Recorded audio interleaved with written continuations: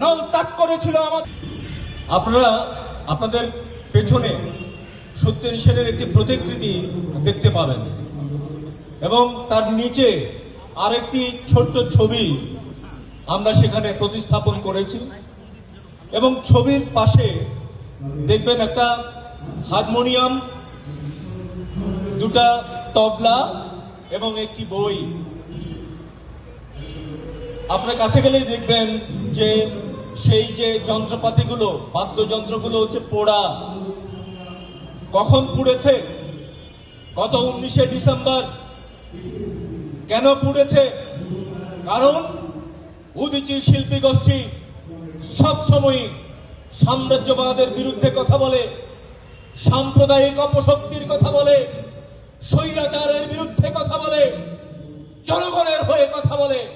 সেই জন্য উদীচী শিল্পী গোষ্ঠীকে যারা আগুন দিয়ে পুড়ে দিতে চেয়েছিল তাদের প্রতি বলতে চাই, দেখা যাও সত্যেন সেনের উদীচী আজকে এই সত্যেন সেন চত্বরে অনুষ্ঠান করছে।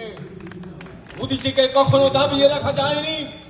উদীচীর উপরে হামলা করা হয়েছিল 1999 সালে যশোরের মাঠে, টাউন হল মাঠে। সেখানে বোমা হামলা করে উদীচীর 10 জন শিল্পীকে হত্যা করা হয়েছিল। উদীচীর উপরে হামলা হয়েছিল 2005 সালে নেত্রকোনায়। সেখানে বোমা হামলা করে 8 জন শিল্পী কর্মী এবং সাধারণ মানুষকে হত্যা করা হয়েছিল। অনেক জায়গায় উদীচীর মঞ্চ ভেঙে দেওয়া হয়েছে, অনেক জায়গায় উদীচীর উপরে আক্রমণ করা হয়েছে, কিন্তু উদীচী কোন অপশক্তির কাছে কখনোই মাথা নত করেনি।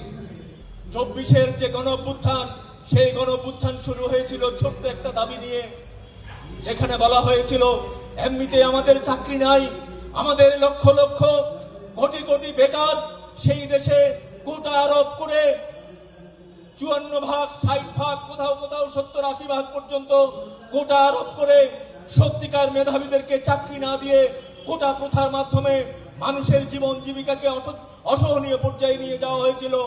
তখন ছাত্র সমাজ দাবি করেছিল যে কোটা প্রথার সংশোধন প্রয়োজন, যেখানে যেখানে খুব বেশি প্রয়োজন সেখানে রাখেন, কিন্তু এরকম ঢালাওভাবে কোটা দিয়ে মেধাবীদেরকে অবজ্ঞা করবেন না।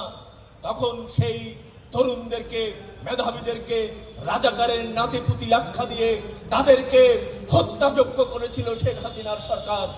উদীচী শিল্পী গোষ্ঠী ঠিক এই চত্বরেই শেখ হাসিনার সেই হত্যাকাণ্ডের বিরুদ্ধে, ছাত্র হত্যার বিরুদ্ধে আমাদের শিল্পীদেরকে নিয়ে আমরা গান করেছিলাম।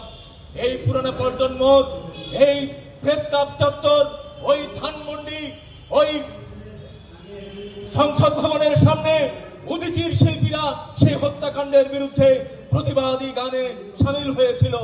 আমার মনে আছে 2024 সালের 19শে জুলাইয়ের পরে যখন সারা বাংলাদেশে আন্দোলনকে স্তব্ধ করে দেওয়ার জন্য কারফিউ জারি করা হলো, সেই কারফিউ ভঙ্গ করে উদীচী শিল্পী গোষ্ঠী সহ 31টি সামাজিক সাংস্কৃতিক সংগঠন আমরা এই প্রেস ক্লাব চত্বর থেকে গানের মিছিল বের করেছিলাম।